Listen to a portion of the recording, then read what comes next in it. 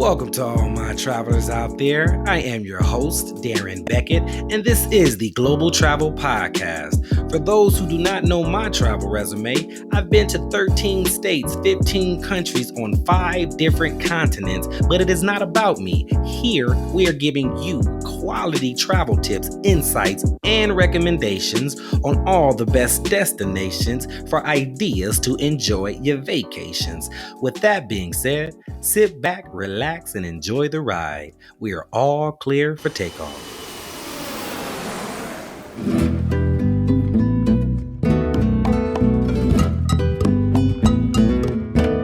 All right, ladies and gentlemen, before we reach our destination, make sure you guys hit the subscribe button, click the bell, and if you could do me a huge favor, at the bottom on the comment section below, if you could just type in the words, "I got my ticket." I'm going to respond at the end of the video, see how your experience went with us, all right? So with that being said, on today's episode, we're taking a trip to Peru. So make sure you got your passports, your earphones, and something to snack on. We have a special guest here today with us, and her name is Kat True. How you doing, Kat? Hi, I'm well. How are you? I'm doing well myself. How's everything going? What's going on? Tell us about yourself. Well, right now I'm living in beautiful, sunny Long Beach. It's nice and bright out here, a little chilly for me, but I just applied to medical school. So eventually I'm going to be a doctor. And right now, the part of my process that I'm in right now is I'm just waiting on interviews. I'm just working, living the life, trying to enjoy the last of my beautiful days here in Long Beach before I am stuck inside in medical school. Right. Yeah, more. How much more school is that? It's a while. It depends on what specialty I go into, but I'm looking at a minimum of 8 and maybe a maximum of like 12 to 15. Ooh, after on top of like being a bachelor, you got your bachelor's already, or do you have a master's? Where you at right now? I have a bachelor's degree. Yeah. See, on top of that, I salute to all y'all, educated folks like that. That's good. And then, what are your hobbies? What do you like to do in your spare time? We know travel is one of them. What else you like to do? Traveling was one of them. I unfortunately haven't traveled in a while, not only because of COVID, but also just because of school. Like I've kind of just been on my grind and like staying low key and, trying to get my education on. Aside from that, my hobby is dogs, to be honest. Really? Yeah. Are you a trainer or something? No, I just love my dog. He's my whole life. I feel like all of my free time is just dedicated to him. We go to beaches, we'll go hiking, or just like dog-related things in general. I'm one of those. One of those. I'm in the house with my dog. do you dress your dog? Do you put clothes on your dog? Oh, no, I'm not one of those. You said it's levels to it. It's levels. So tell our travelers out there, we all love to travel. How many states have you been to? Let them know. States, I've been to 10. I feel like I'm not very well versed in the United States, though. My experiences have just mainly been for visiting friends, a little bit of partying here and there, Live life, YOLO. Yeah.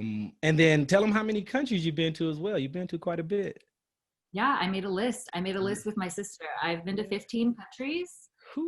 I made that list with my sister because she's the main person who I travel with. She's been to either almost 50 or a little over 50. So she's been all over the world. Oh, well, you know what? We got to get her on this podcast. Tell your sister, if you can do that favor for me, please. That'd be cool. I'm going to send her this podcast. And I'm going to show her. Yeah, that'd be dope. Definitely. You said almost 50? Either like 49 or over 50 already. See, and I thought I was doing something. I telling people. No, I be telling people I've only been to 15 countries. And they be like, only? Yeah, only. Like I've known people who've been to 100 countries. I'm like, wow, what is y'all doing for work? What's going on with that? Matter of fact, I think there's 195 countries in the world. I think they did like a new survey. There's probably like a new number, but the last time I checked, it was 195. Do you know off the top of your head or no? I have no idea. Is that your goal? Go to every single country? You know what? I think that is. I think that's one of the goals. I just want to keep it going. Just keep the party going. Yeah, I think that's going to be pretty cool. I think that's something to be dope. I want to go to all 50 states too. Passion, so what was that? I said it seems like you made it your whole passion. So I feel like with this career and like you've made your dreams your passion, which is amazing. So I'm sure you'll be able to get to 195. That part, and I would love to go to all 50 states, but I think what I want to recommend to all my travelers and all my listeners out there, no matter what your goal or your passion is, whether it's singing, cooking, dancing, traveling, do that. Let that, and even if you have like a 9 to 5 job, okay, do that part time. I mean, do that full time, whatever. But work on your passion. Let that be something that you can build as a business or work for yourself. Something that you love and it don't feel like work, right? Because right now I'm working, but it doesn't feel like work. And so when you do something you love, it truly doesn't feel like work. You can work all day long, and you like right now. I'm talking to folks who travel. I'm talking about travel. I love to travel. They love to travel. We all love to. So it's fun for me. It's real fun. So I recommend everyone just to follow. And I don't care what it is. If you like I said, cook, dance, it doesn't matter. Music, doctors. If you want to be a doctor, you guys, hey, that's what it is. I love it. So yeah, that's just a tip for the day. And then with that being said, what are some of the, you don't have to name all of the states, but what are some of the states you've been to so far? Well, I reside in California and I love it here. I've been like all up and down the coast. See, I've also been to Florida, which is really nice. I can envision myself living in Florida just because it has like similar weather and it's like, beautiful sunny beaches. Wait a minute. Crazy. So, my type. Time out. You said the same weather. You said I had to stop you right there. It is humidity. That humidity, and you like the humidity though. I'm Vietnamese, so Vietnam is sticky. So Vietnam is in my DNA to be comfortable in humidity. Yeah, makes I don't sense. mind it. Makes sense. What other states have you been to?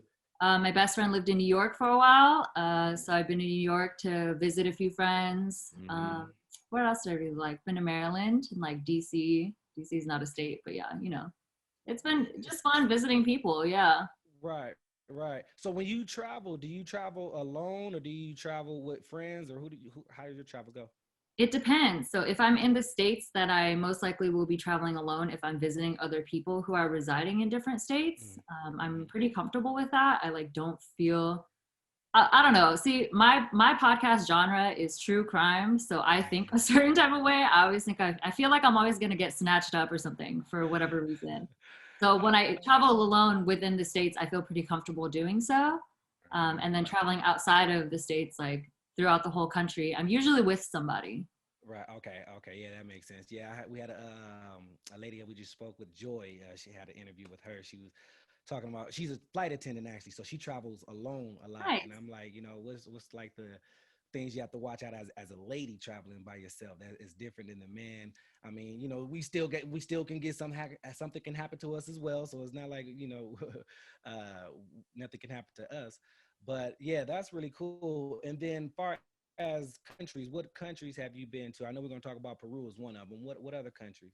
I've been to Vietnam. I've been to Greece, Australia, a couple places in Europe like Spain, Italy, France, London. Yeah. Worldwide. Okay, here and there. Yeah. So let me ask you this. I love talk about the first trip, like the first when you got bit by the travel bug. What was that first trip? What was it like? Take us back. Tell us that whole story from beginning to end, how that was. The very first trip was actually on like a little Europe trip with a bunch of my girlfriends. I believe there was 5 of us. We all got together and we're like, you know what? This winter, I don't know why we went during winter because it was like 40 degrees outside, but we went during winter. We're like, New Year's Eve, we're going to be in Rome at the Colosseum. So that was our first trip all together, all 5 of us. We went to Italy, a couple places in Italy. We were in Rome and in Florence.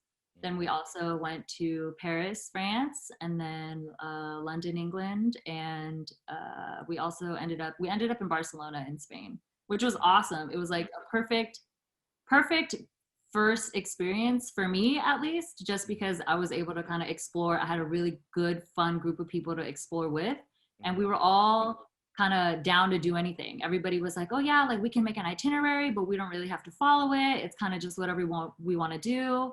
One of the girls in our group was also a resident of Florence at the time. She was there living in Italy doing her graduate program. So once we got to Italy, she was like well versed in like how to use transportation and how to get around, and like she spoke Italian. So it was great having like a very personal kind of almost tour guide with us too. Yeah, that's something else we talked about. Them tour guides. Tour guides is Yeah. definitely helpful. For those, how much are tour guides about more or less, so our folks can get an idea? I don't know. So my tour guide was my friend. Yeah. Oh, So, okay. yeah, it was Yeah, one of my yeah. friends from middle school, and she ended up just living in Florence, and she was like, "Hey, like, let's go to Europe together." So I had Okay. no idea. I've never had an official tour guide. But it's always good to have somebody who lives in the area to take you around, show you, the places where to go, what to do, and the places not to go, and what not to do. Yeah. So that's always dope. And then, what was the highlight of that experience? Like, what was like your favorite part of that whole little first trip? What was exciting to you? Honestly, I think it was all of the corny touristy things. Yeah, yeah, It yeah. was like taking like finding Big Ben and like taking photos in Big Ben, or like trying to find like the red telephone booths and like shoving 5 people in there and like those kind of experiences, or hiking to different areas where you can see the Eiffel Tower, Hmm. uh, and just being with this like solid group of people. It was just so fun. I think we were all so young, and it was most of our first times exploring like Hmm. out of the state together. Hmm. It was just a good time. I think it was like mainly the group of people and like just the ambiance of like, oh wow, like it's our first time traveling together thing. Right, right. You said it was five of y'all, right? Yeah, So tell okay, so I know I normally travel alone, so it's different than traveling in groups. It's yeah, very different. And when you it, travel alone, you can make your own decisions. You can do what you want. You don't have to ask nobody, what do you want to do? What do you want to eat? Or what do you? But when you travel as a group, it becomes a little. It's different. oh, It's different. You absolutely. have a lot of different personalities. Folks want to do this. Folks want to do that. Yeah, So how is that? Tell us about traveling as a group. How is that? What are the pros? What are the cons? yeah. So I think people's specific personalities kind of like they just evolved into their own role. Like, of Hmm. course, our friend who lived in Florence was like naturally the one to make the plan because she was like, oh, I know this is a really good spot to eat, or you probably want to go see this. So, like, let's plan this. Hmm. Um, Hmm. my best friend and I are pretty relaxed. We're kind of down to do whatever. So, I was just going with the flow. It was almost like whatever anyone else wanted to do, we were okay with that. But at the same time, we all got along very well. So I think everybody wanted to do similar things. Like we wanted to go see all of the typical tourist kind of things. And then we Hmm. also wanted to experience good food, Hmm. um, and like nightlife. Turn Yeah. up. Yeah, yep, yep. What about the downsides of travel? Was there any issues with y'all traveling? Any not argument or maybe arguments, but any disagreements maybe or anything on that level? I think one thing sticks out. I don't think it was necessarily a disagreement, but it was like some of the girls wanted to go to Disneyland. Hmm. I think that's in Paris. Yeah. In France. Yeah, yeah. So Uh-huh. some of the girls wanted to go to Disneyland, and personally, I don't care about Disneyland. Like unpopular opinion, sorry, but I just didn't want to go. But I supported them going. I was like, have fun. Like we'll make sure to keep the door unlocked for you when you come back. Like we'll make sure you come Oh, back safely. But yeah, right, that was right, right. the Okay, so y'all split up. They went to Disneyland and y'all did something else. yeah, but it wasn't that big of a deal because like it's not like one person. I would feel bad if one individual wanted to go to Disneyland all by themselves, and we are like, okay, you go all by yourself. Because there was Right, like, right. yeah, Right. Okay. Cool. Yeah, that works. So, yeah, I guess the lesson from here to learn is pretty much make sure you travel with people you like. Make sure you guys are on the same page. You guys are pretty much have the same taste and want to do the same things. So if you travel with somebody who's the opposite of you, you might run into a little bit of friction on your trip. And last thing you want to do is have friction and be stressed or fighting or arguing on your vacation. That's the last thing you want to do. You want to enjoy yourself. So yeah, definitely lesson learned. Travel if you travel in groups, make sure you like the other people you traveling with. be flexible. Like just understand that things aren't going to go exactly 100% the way you planned it. If you're a planner, you have a whole itinerary from like 9 to 5, hour by hour. It might not Hmm. go that way, and Hmm. be okay with that. That's the part of the journey, right? Yes, I'm glad that you brought that up. Very important for all my planners out there who like to plan things down to the hour and just want to do this at this time and go here at this.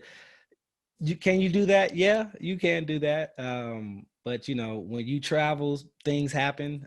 So it's always good to be, like you said, flexible. Definitely be flexible, and that's pretty much the best way I can say. Just be open minded. Don't you're not at work. You're not at. It's not like you're at school or you have hours like, I gotta go to this class at this time, this class at this time, or I have break at this time from work. I have lunch at this time from work. It just go with the flow. Just go with the flow, and I think that's the best way to really enjoy your vacation. So that's pretty cool. And then of course, I'm sure you got all your pictures on IG and everything. And so we're definitely going to shout you out, put your information down there so folks can follow, ask any questions or whatnot. And as far as traveling in the States, I know it's been a while. What do you recommend people? So I know a lot of folks, they know about the Californias, the Florida and New York and stuff like that. Any other states that you would recommend people going that's beautiful or fun to do or good food? I mean, Louisiana has a special place in my heart, but of course, I did the very touristy thing of like going to Mardi Gras. It's all good. Yeah, so Yeah. that's also a very common thing that people do. But I do suggest if you go to Mardi Gras, or if you just go to Louisiana and go to like New Orleans in general, I suggest you eat everything that they try to feed you. Because you Everything. might really like it. Like grilled oysters with some Parmesan on it. So good. And if you Don't knock it. like, go out of the way a little bit and travel outside of the city and go on a swamp tour or something, like get to learn the culture, because like New Orleans is so full of rich culture, and the jazz and there's just a lot to explore there. Yeah. It's also Definitely hot and agree. sticky there though. Yeah, it's that humid. Well, yeah, the weather there is humid. But I mean, if you used to it or if you're okay, I mean, it's only for a vacation. It's not like you living there or nothing. And if you do live there, you eventually get used to it. So I mean, it's not all that bad. Everybody have their preference. But yeah, New Orleans agreed, or Louisiana in general. And I never did a swamp tour, but that's something that's on my bucket list. I would like to do that. That's something different for me. But that would be dope. Even if jazz isn't your thing, I feel like jazz is such an important part of New Orleans and Louisiana in general. So like go to a nightclub where they play live jazz. Like it'll change Mm. your life. Agree. Yeah, jazz. I love jazz. Jazz is a very good genre of music in my book. So yeah, if you like jazz, New Orleans, you like good food, New Orleans is a place to go. Louisiana in general is a place to go. So make sure y'all visit there. I actually have family out there, so yeah, I've been out there a few times. Have you been to like we went to Battle of the Bands? You seen the movie Drumline with Nick Cannon? Ooh, no, You I haven't don't seen it? like movies. I'm sorry. It's all right. It's all right. It's all right. No worries. But yeah, Nick Cannon got a movie with Drumline, and it's all about battle of bands down south. So we went there. It was pretty fun. It was pretty fun. I can say that. But yeah, definitely Louisiana. And what other states that you can recommend that you've been to? I haven't. I feel like I haven't had extensive travel in the States, so I Mm, don't really. I don't know. I mean, I visited a friend who is my old neighbor. hmm His family lives in New Jersey, Okay. Okay. Well, and look, since you in Long Beach, let's talk about Long Beach then. What is there to do in Long Beach? Tell us about. A lot of folks want to come to Cali anyway. So tell us about Long Beach oh, and everything. come to Cali, come stay at Long Beach. I'll tell you this: Long Beach is like the perfect mix of a beautiful beach and a lot of diversity. There's like Hmm lots of different types of people here. You can find a lot of like different types of foods here, but you don't have to deal with the entire mess of LA traffic. Right, right, right, Once you right, get a right. beautiful beach, there's lots of free things to do here, or very inexpensive things to do here. If you go down by the marina, you can Mhm. rent either a paddleboard or like a kayak for 12 bucks an hour, and you can go and like kayak or paddleboard, kind of through people's backyards, low key, but all the houses are beautiful. And then you Right. can even dock your kayak down by this pier area and like get off, have a couple of drinks at like Buffalo Wild Wings. There's like a few bars and restaurants right there too. So it's kind of Mhm. fun to like, work your way and kayak over there and then get off and then go have a few drinks, have some dinner, and then get back on the kayak. Yep. Yep. It's only $12 an hour, so that's not bad at all, actually. Or So just, that sounds like simple bike ride on the beach, or go to one of our like extensive parks. If you have a dog, there's El Dorado State Park, which is huge. Mhm. They have this like beautiful big grassy dog park that's really Mhm. fun. Yeah. Cool. What about food? What places would you recommend if folks come to Long Beach? What food would you recommend? What restaurants or holes in the wall or little cafes? I gotta think about this one. I mean, it's not really a hole in the wall because there's a few of them now, but you got to go to Roscoe's. Definitely got to hear Roscoe's. Yep. Got to Go hear Roscoe's. Waffles. You got to go to Roscoe's. There's also this like kind of sort of upscale restaurant that's out on the same pier that or the marina that I was just talking about with like the paddleboarding and the kayaks. It's called Tantaloo. And it's like an Asian fusion restaurant with incredible, like very different, fun type of drinks. But it's beautiful because you're like out overlooking the marina. There's a bunch of boats out there. It's like water and like the sunset's nice and beautiful. They also have live music. So Tantaloo is actually one of my favorite restaurants. Nice. Like a special date, you know. Okay, if you got a little special little someone, that's the place. That's the place to go. So, Oh, take yourself out. It's one of those too. yeah. Okay. What about the weather? How's the weather in Long Beach year round, or what times should folks come, or is it free just to come any time of the year? What's the weather like? Honestly, it's never below like 55 here, I don't think. So depending on where you come from, you might be here all year long. At the highest in the summer, it probably gets like, I don't know, this past summer it got up to like 105. So it got hot. It did get hot. I was like, wait a minute. I had to stay in the house. I was like, yeah, I'm staying in the house until it get dark. So yeah, it can get hot. It can get hot in Southern California. But I like I'm more of the 75. I think, in my opinion, San Diego was beautiful as far as the weather, 75 degrees on average, I think, year round. Even LA, LA is pretty cool the same, Southern California in general. It's pretty nice year round. When you got those other states, like Florida, just, for me, it's pretty tropical and hot year round. And then you got New York, who got the 4 seasons. They have all the seasons, so you can get the snow in the wintertime, you can get the hot in the summertime, and everything in between, and the beautiful colors in the fall as well. So depending on what you like, I mean, it's all love. I love it. So as far as, okay, so we touched pretty much a lot of the US. What about some of the countries? I know you mentioned Vietnam. What's up with Vietnam? I know you want to talk about that a little bit. What's up with Vietnam? What's in your heart about that? Yeah, so Vietnam is my homeland. I'm Vietnamese. My parents were born and raised there, and then they immigrated over here like about 40 years ago. And unfortunately, just because of like the way their life worked out, like they never made it into a certain tax bracket, you feel me? So in order to travel back to Vietnam, we always had to save up a lot of money because it is costly to take a whole family back. Vietnam is a third world-ish kind of like growing economically country, but it is still very poor, especially where my family is from. So in order for us to go back to Vietnam and visit our other family, we got to save up extra money to kind of like give out to people in a way, like just to help people out over there. You know what I mean? So unfortunately, because of that, we've only been able to go back 3 times, but the last time that we went back was in 2015. Okay. That was my first time going as an adult. Because before I was a kid, I was like, all right, I'm going to go hang out with my cousins. Like I wasn't really interested in seeing and doing things as I am now. Back in 2015, I was like, all right, any food that they give me, I'm going to eat it because I might really like it. Like I want to go explore. I want to go kind of do touristy things with my family. I want to learn more about the city where I'm from, like where my family's from. Right. Yeah.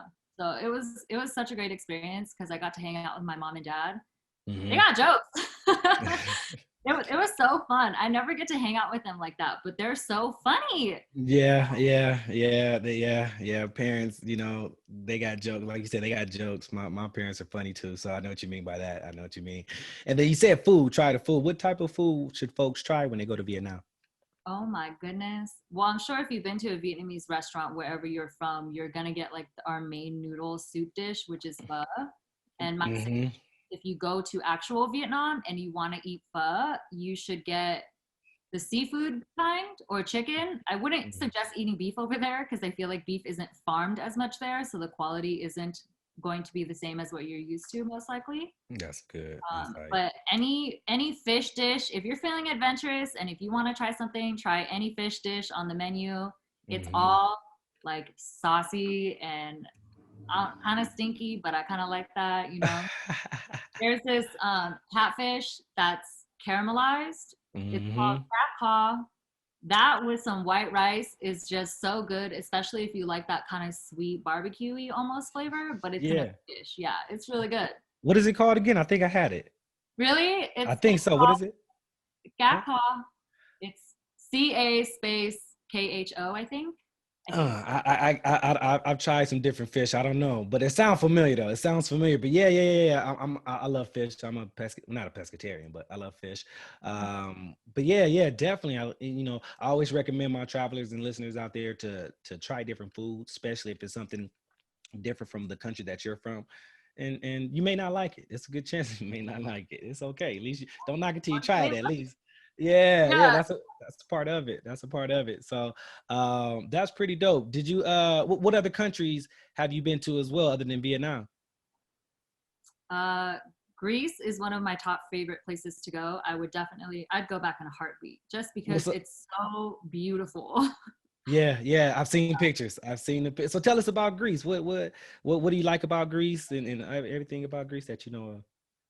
Yeah, so I think as an individual, I'm pretty sensitive to the weather and just like how Mhm. things around me look. Like I like being around beautiful trees, sunshine, flowers. Like I'm one of those, right? Yep. So Greece is exactly that. Like people go there for their honeymoon for a reason, just because the way everything is visually is so romantic, and a Mhm. lot of their homes, boutique hotels or whatever, are built along like cliffs that overlook the ocean. So Mhm. you get these incredible sunsets every day. And Mhm. one day in particular, I'm pretty sure the first day that we were in Greece, after like I was eating dinner with, I went with my sister. So everybody thought we were a lesbian couple because I'm like, the honeymoon, like, what are you two doing here? But we were just there for fun. Right. Had dinner, and during dinner, as the sun was setting, a lot of people left their establishments. They like walked out from their hotels, homes, or like restaurants to watch the Mhm. sunset. And as Mhm. the sun was setting, everybody was clapping. And my heart, I was Nice. like, oh my God, this is amazing, because like here in California, at least, like people acknowledge the sunset, but not to that extent, because most of the time Right. people are stuck inside working or something, like they're not really paying attention to and like really acknowledging and appreciating the sunset like they did. Mhm. Yeah. Yeah, and I'm glad that you mentioned Greece as a honeymoon spot. Is that right? Yep. Ladies and gentlemen, if you guys are looking for a place to honeymoon, Greece may be a contender. So put that on your list as one of the options. And as far as pricing, is it pretty affordable? Is it one of the more expensive trips? Is it a cheaper trip? What is it to you? I think you can make any trip affordable if you plan it like in a smart way. Mhm, And I think that there are deals that you can get with certain boutique hotels. mhm, I will mhm. be honest though, I didn't pay for the trip. My sister did, so I don't know Ooh, the entire cost of everything. Yeah, mhm, mhm. yeah. She gets Nice. hooked up with like, yeah, she gets hooked up Yeah. with like miles and all that too. So she does it her own very smart way. Right. Yeah. There's ways that you can travel. One of them is when you do like travel miles and credit cards and stuff like that. They have just a laundry list of travel mile points and stuff that you can get. So you might want to look into one of those credit cards that focuses on travel. And I've heard good things about it. I'm not a fan of like the credit cards per se, but if you know how to finesse it, it could Yeah. work in your favor. So when I look into it, I'm gonna look into it because I've heard good things about it. So I look into it, and that's something I'm interested in actually. So, but yeah, if that's something you're interested in, you can, like I said, there are some good credit cards out there that are good for travel. So, but just do your research, do your due diligence, and then other than Greece, what are because we're gonna arrive in Peru in a little bit. We're almost there. What other places, what other countries have you been that you want to talk Australia about? was amazing. I think, Australia. yes. So What? That's a long flight. How long is that flight? I can't remember. It must have been at least 15, I think. Oh yeah, okay, yeah. And was it a straight shot or you had layovers? This was a while ago. I'm pretty sure we either went to like New York, from California to New York, or California to Florida, and then from there to Australia, I think. Yeah. Okay. Yeah. It's a good chance that you had to lay over there in the East Coast and then head, but I don't know. I haven't been, and that's on my bucket list. What should we expect? What should our listeners, what should our travelers do if they go to Australia? What should they do, eat, see, experience X, Y, and Z? Yeah. Okay. So here's the thing. I think there are two different types of experiences in general that you can have in Australia. You can go to like the outback and like be with the animals and like learn about like that part of their history and like that part of their way of life, like the Mm-hmm. animals and like I don't know what you would call it, like their ecosystem and things. Or Mm. you can go to like the city and go to Sydney and experience like a big city life. I feel like that's like the same for many different places where you travel. You can experience the city type of thing, or you can like go out to the country, you know? And they're Mm-hmm. two entirely vast, very different experiences. So Mm-hmm. I also went with my oldest sister to Australia, and it was fun because it was summer here in California, and then it Mm-hmm. started to get cold, and then we got on a flight and went to Australia, and boom, it was summer again.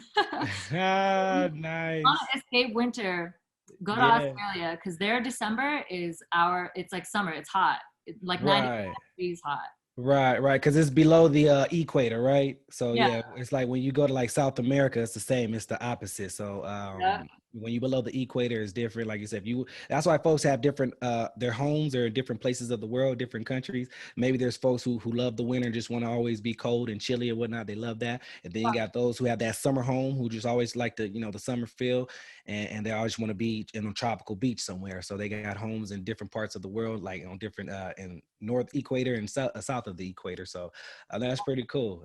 That's real cool. What about any foods to eat out there? Or I don't remember the specific restaurants or anything, but I mm-hmm, am very adventurous when it comes to food. So mm-hmm. anything that I cannot get my hands on in California, I will eat it wherever I am, no matter what it is, no matter how strange or whatever it is, like, I'm gonna eat it. So in Australia, I had kangaroo. And I was gonna ask you. See, you was in my mind. I was like, did you eat kangaroo, or did they even serve kangaroo? Oh, okay. How was that? I did, and I felt so bad because the next day we went to a zoo, and I was like, man, I'm sorry. But the thing is, Yeah. there's such a huge population of kangaroo there that like when the kangaroo dies or however they do it, like they use every single part of the kangaroo's body. So like in Right. order to honor it, and so their bodies just don't go to waste. Like their bodies are being used for something, right? Yeah. Food is fuel. It keeps us going. So I mean that Yeah. works. So what is And the couches, everything. what's the strangest thing you ate? Just the oddest, strangest thing you ate in your travels or anywhere. Um, I think it's either, but I think guinea pig is probably the weirdest thing. Guinea pig. Where'd you have that at? Peru.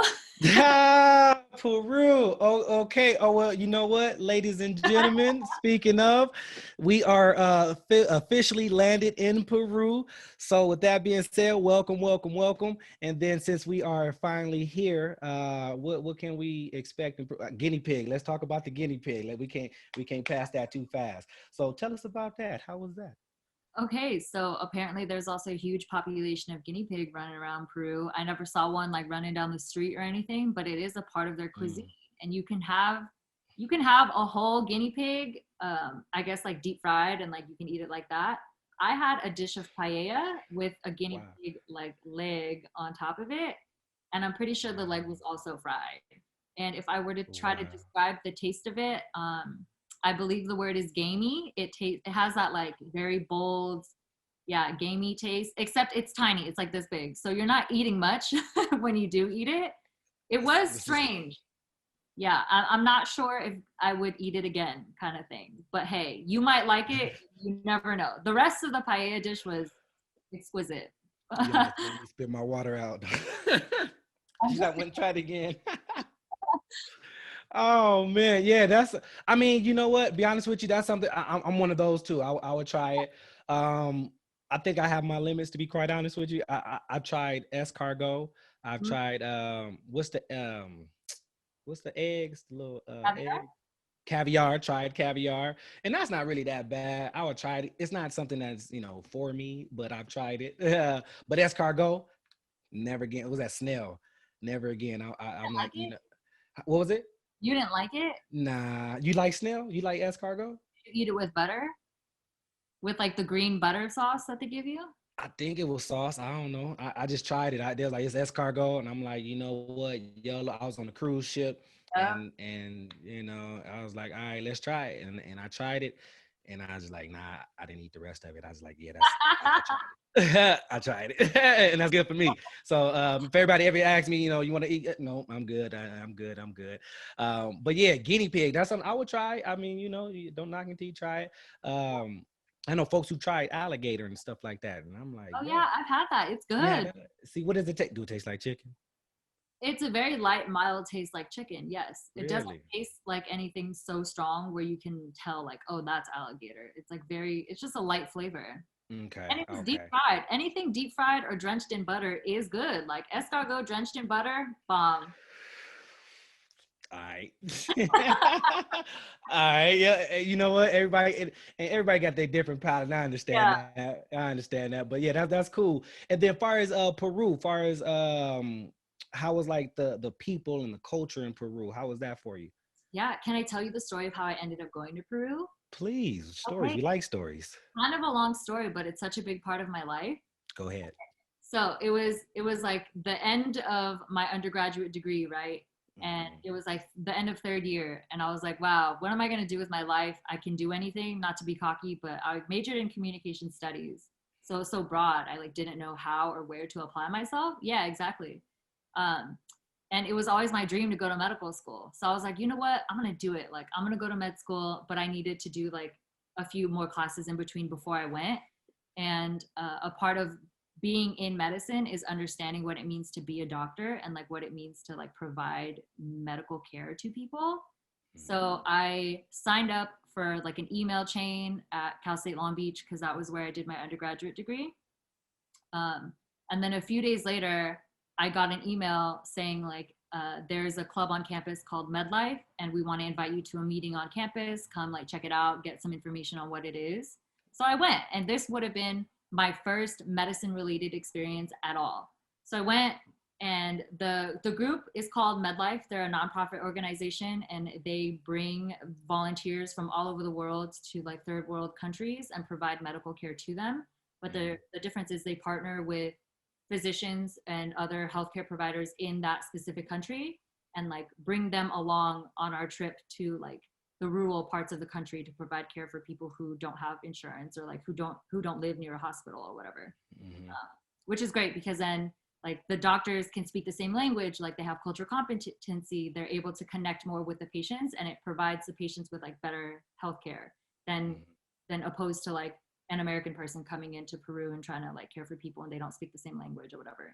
Anyway, so I went, and the club was actually going to go to Nicaragua, but the timeline didn't work out with my schedule. But I was kind of sad about it, but I ended up looking into Medlife anyway, and I saw that they were going to Peru, and I was like, you know what? I'm gonna do it. Like, even though I'm not going with anybody from my school, this will be such a crazy learning and growing experience for me. So I decided to do it. It was my first time traveling out of the country by myself at all. I didn't know anybody who was going. I was the only person from California who was going, and everyone else who was going on that trip were like groups of students from different schools. Like there was like students from Wisconsin, students from Cornell, but they were all grouped up, right? And I was just kind of here alone by myself. Like, so really it made me learn how to adapt and be able to talk to people and be able to kind of like grow into an individual and be comfortable in uncomfortable situations. So that's why I was in Peru. I was on like a medical mission where I volunteered with Medlife for like a week and a half, 2 weeks. And every day we wake up super early and like gather all the supplies and gather all the physicians and go out and drive like 30 to an hour out into the rural desert area of Peru to these communities who are living out there like atop these like steep desert, super sandy hills, who had like little to no access to water and like no transportation. And they were at least an hour away from a hospital. It was crazy. So it was like a very, I don't know, like humbling experience, but it was also, it made me reminisce about my own family because we come from like similar but very different backgrounds too. Like in Vietnam, you know what I mean? Like it's very rural, it's very poor. Right. Yeah, so that's why I was in Peru. Then I told my sister that I was going to be there and I was going to do that. And she was like, oh, I've never been to Peru before. So she flew in to meet me after I was done with the medical thing. Right. And then with her, we went exploring, and I think it depends on what list you look at, but one of like the 7 to 10 like wonders of the world or whatever, Machu Picchu is one of them. And I hiked Machu Picchu with my sister. It was crazy. Wow, Machu. See, that's something else I want to talk about. Machu. So Machu Picchu. When I think of Peru, I think of Machu Picchu. I'm pretty sure a lot Yeah, of folks do. So tell us about that experience, Machu Picchu. I know that's one of the things that you like a must do when you go to Peru.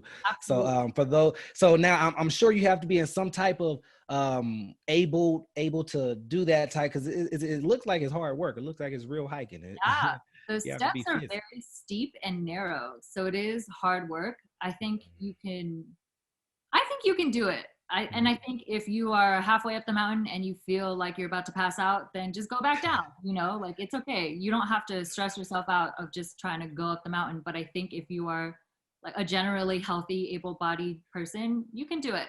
Right. And then how long did it take you to get to the top? I don't remember. I don't know. I wasn't thinking about that. Yeah, took a lot of breaks. Took a lot of breaks along the way. Did it? I know. There's a story here if you really, it's a little bit of TMI, but Go ahead. a story and a tip I'm willing to share because for Please. people who want to go to Peru, y'all need to know this, right? Oh, please. So you take a flight into Cusco, which is like a very like highly populated area. And then from there, you're going to get on a train and get on the train for like 2 to 3 hours up in the mountains. You could hike too, but I didn't do all that because that's like a multiple like, hike. Yeah. Right. That's for real fit people. Yeah. Anyway, so on the train, you're going to take a 3-hour train up to the mountain, and it's called agua caliente, so like hot water. It's beautiful. It's almost like you time traveled into a different world because it's a small city. You can walk the whole city in like 30 minutes. And then, but you look up and around you and there's nothing around you but tall, beautiful trees. Like you're that deep in the mountains. You can't see or hear anything else in the world. And it's amazing. It's such a, I don't know, like, yeah, you feel like you're in an entirely different world. Like, and it's so small and, intimate. It's great. Yeah. So, but the thing is, with being in Peru and especially in Agua Caliente, is like if you are from California or Southern California, I can't speak on anyone else because I don't know, but I know that our microbiome in our gut is extremely different than those in Peru. So the bacteria just don't mesh, right? So you are most likely going to get traveler's diarrhea. So bring your anti-diarrhea pills. And try not to use ice. Try not to don't brush your teeth with sink water. I swear, don't eat salad if it was washed with water. Just use bottled water for everything. Yeah, because you're gonna get the runs. Good info to know. And I always I don't know if I told you this tip right here. This is a huge tip for travelers right here. Always bring with you toilet paper. I don't care where you go. That's like one of those nuances that you don't know about until you get in that situation where you're like, oh, I need some. So you may be in a situation, a shitty situation, and you need something, So definitely always bring some toilet paper with you. You just, especially if you're going to Peru and stuff like that, you're going into the mountains and into the nature. You never know. Nature may be calling. So bring pills. Bring what? Bring your diarrhea pills, your anti-diarrhea traveler's diarrhea medication. I don't know about. See, I've never had. So what is that? I mean, I don't know what it is, but is something? What, you just go to the pharmacy and get some diarrhea pills? Go to CVS? Yeah, I think sold over the counter. I think they're called traveler's diarrhea. Or they're called. I swear. This is news to me. That's what I've never. But I've had. My bad, TMI. But I was in Chile. Man, I'm telling you, when you travel, you get stories when you travel. I was in Chile, and me and because I was staying with a host family, so I was studying abroad there, so I was living there for the semester, and that's how I learned Spanish. And we all went to a sushi restaurant. Just all went to a sushi. No, we brought it back home. But anyways, we all ate sushi right that night before. Man, when I tell you that next morning, boy, I thought it was just me that had situations. I was like, man, I'm having a situation. And this situation ain't I'm having a situation. So come to find out, everybody, my mom, my Chilean brothers, my Chilean sister, we all had the same situation. It was like, Man, it must have been that sushi, man. It was a situation. It wasn't no good. It was no fun. I ain't like that. So yeah, that's something I probably should have known about, something like that. See, you learn something new every day. So I'm taking diarrhea pills. It ain't TMI. This is Anti-diarrhea oh well, pills. you ever see? Don't listen to me. Listen to her. Anti-diarrhea pill. You don't want that. That's a shitty situation. So So on that note, though, at least you made it through the night. I didn't. I like ate a salad or something, and in the middle of the night, I woke up. I was sweating. I was on the toilet. I was throwing up. It was hot. It was cold. Like I was laying on the ground in the bathroom just because the tile was cool, and I was like crawling my way back to the bed. Like I gotta wake up at 6 a.m. tomorrow. Like I'm gonna hike Machu Picchu tomorrow. There's no way I can blink, right? yeah. Somehow, I survived it through the night. Still woke up that early in the morning and made my way up Machu Picchu very slowly because I was like, man, if I get the runs on this mountain, what am I gonna do? Whoever behind me, my bad. My bad. Yeah. Yeah, I'm telling y'all, hey, this is it's real though. This is something we can look back and laugh at, because it's in the past. But like I said, the throwing up, that's all that you doing the same. I'm like, yo, what's it's not sexy. It's not sexy at all. So definitely take this tip serious. This is real life. This is real life. You don't want to be in that situation. I'm gonna tell you that right now. Make sure you hydrate very well after. And if you're gonna do anything strenuous, like hike up Machu Picchu the next day, take lots of water, take your toilet paper, take your baby wipes, take some snacks just in case. And you know what? If it happens, it happens. Hide around a bush, you're fine.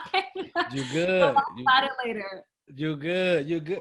Now, how long was that flight to from you? I'm sorry, you probably went from LAX. How long was that flight from where you went to? I can't remember. So I flew to Lima. I'm not sure how long it took. I don't remember. Yeah, because it's really not that far. Because I've been to Costa Rica, and Peru and Costa Rica is close together.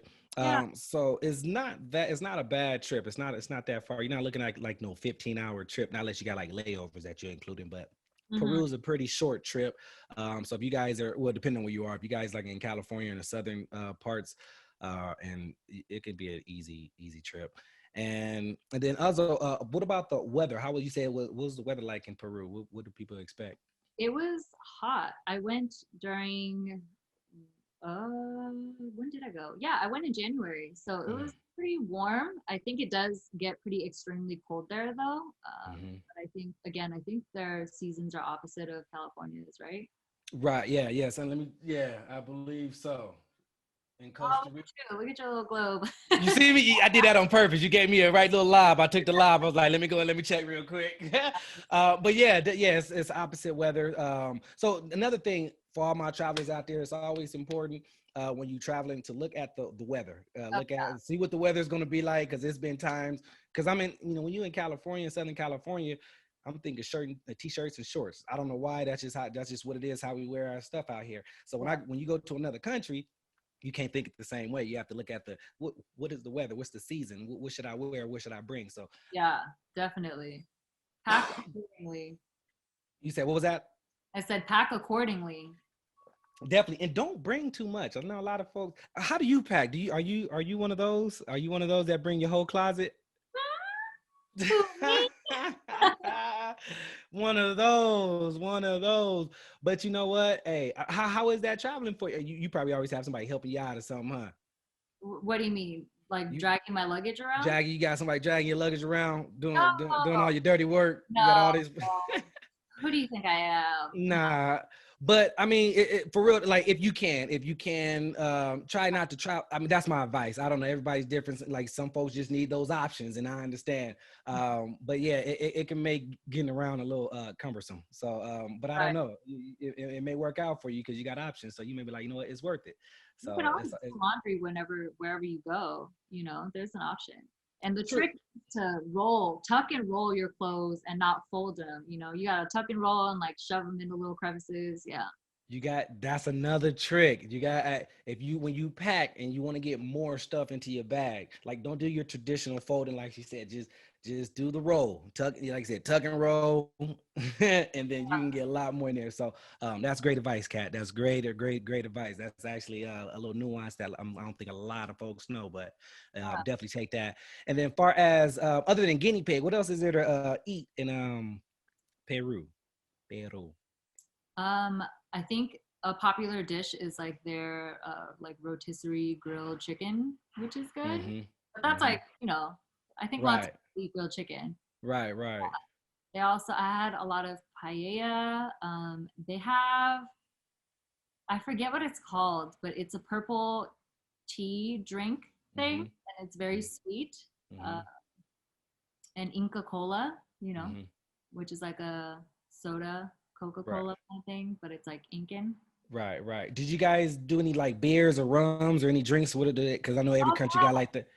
What was that? No, no, how could I forget? Duh, the pisco. The Pisco. Pisco. Yeah. Yeah. Pisco. It's just like in Chile, they drink Pisco too. Chile is another place where they have Pisco. So yeah, it's good. Yeah, the Pisco. I always, if you guys do drink, always try like I'm not a beer person myself, but I always try like their beer. Try they alcoholic beverages and wines and liquors and all that. It's different, but it's good. The rums, Pisco is good. I forgot. I think they made it with two different. It was two different types that I know of that they made it in Chile. One was with Coke and one was with Sprite. So that's how they mixed it with that. But how do they do it in Peru? I had a drink with like I think lime or lemon juice and then like a frothy egg on top. But it was very good. Yeah, it was You like said very lemony and refreshing. wow, An egg, an egg. chicken egg. See, yeah. But not the egg white. And then like when they like when you make a latte and the milk is foamy, they did that with the egg white and made it like oh, like light and frothy. see, Put that that's in the drink. dope. See, man, love it, love that part, love that part. And then other than Machu Picchu, what else is there to do in Peru? I mean, listen, if any of y'all have time and want to travel and also give back to certain communities while you are traveling, I highly suggest, even if you're not really into medicine, if you just want to do something for other people and Mm-hmm. get a great experience out of it for yourself and like learn new things about yourself and grow and explore a different country and make new friends, I Mm-hmm. suggest you go on one of these medical missions like Medlife. Like you can sign up and the whole thing is included, like your flight and your hotel with everybody when you're there is included, and all the food that they give you. Mm. You go have that kind of experience, and then you're able to kind of venture out and explore from there. So one of Mm-hmm. the excursions through Medlife was we drove a little further down south to go, I guess, dune buggying. There are like these vast sandy hills and they're huge. Like you look all around you and it's all like just huge mounds of sand, and the only way to get up them is in like a crazy like go-kart dune bug kind of, I don't know the proper terminology, but it's like this jeep looking vehicle that wasn't a jeep. Mm-hmm. And you, like Okay. drive up like the dunes, uh, Uh-huh. and at the very top of them they brought these like big surfboard things out, and you would Right. like surfboard or sandboard down the dunes, but there are some steep dunes, like it was scary. And if you fall you get sandburns. Sand burns. Woo. Fun. It's so Right. exhilarating. Yeah. Right. That sounds like fun. That sounds like a lot of fun actually. And then far as what's the for Americans, what is the visa process? Do you got to pay for a visa? Do we need a visa? How much is it? There's Nope. no visa needed to go to Peru. Yeah. Oh, see, no visa required. So that's always good. And then if you traveled lately at all, or you say you haven't traveled in a while, huh? My last trip was to Costa Rica before the pandemic. Okay. Yeah, so yeah, Peru is definitely on my list. Like I said, I want to go to Peru, Machu Picchu, do that Cool.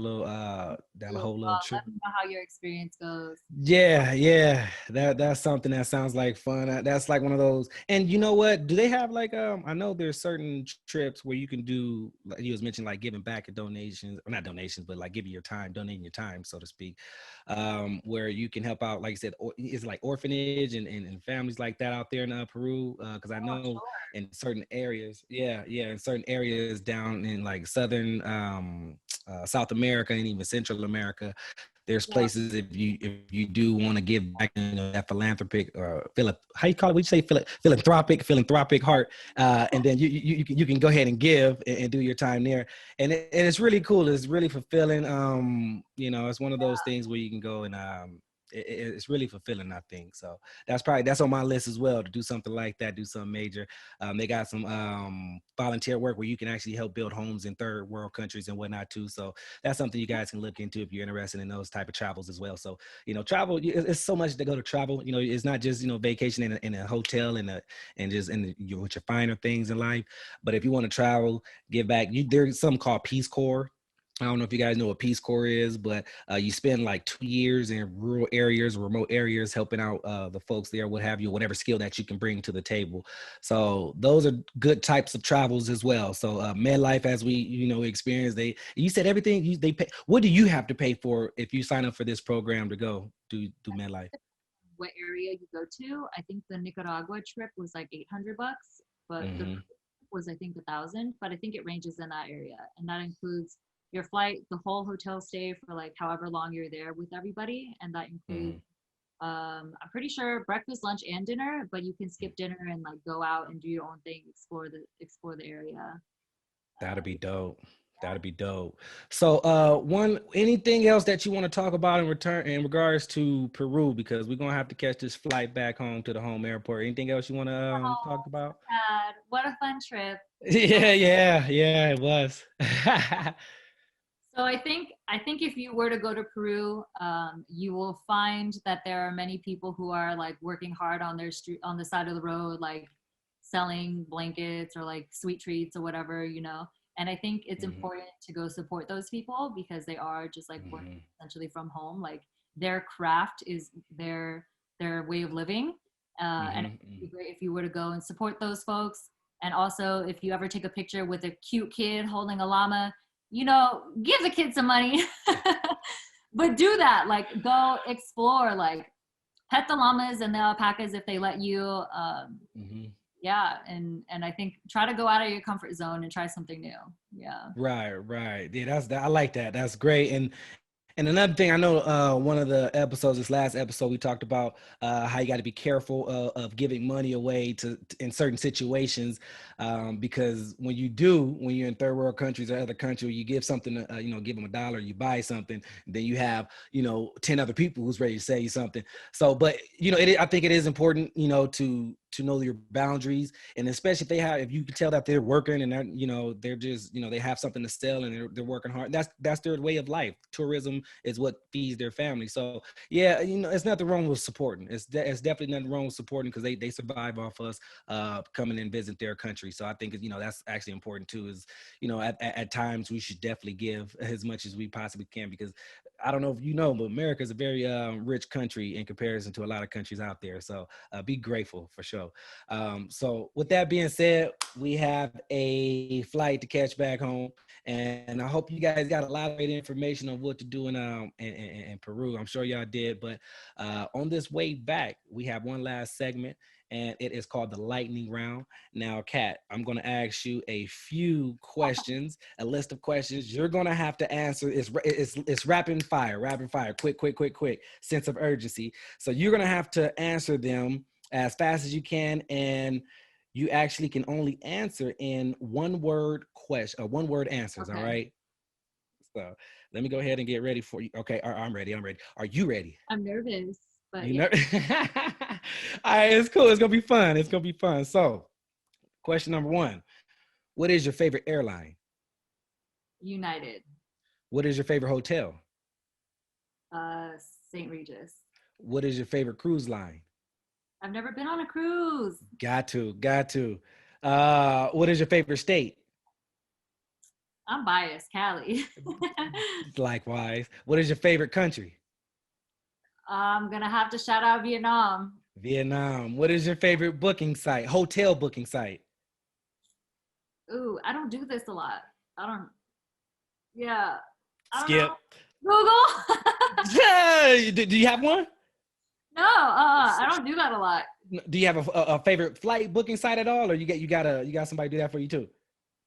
Listen, you say it like it's like that. It's my sister, okay? I travel with my sister, and she has everything done and settled for me. She's a travel agent. You got your personal travel agent. All right, cool. That worked. The one thing that you must bring on all your trips. Must bring. Must have on all your trips. A camera. Perfect. Where do you want to go next? Ooh, I only get one. Thailand. Yep. What other state would you live in?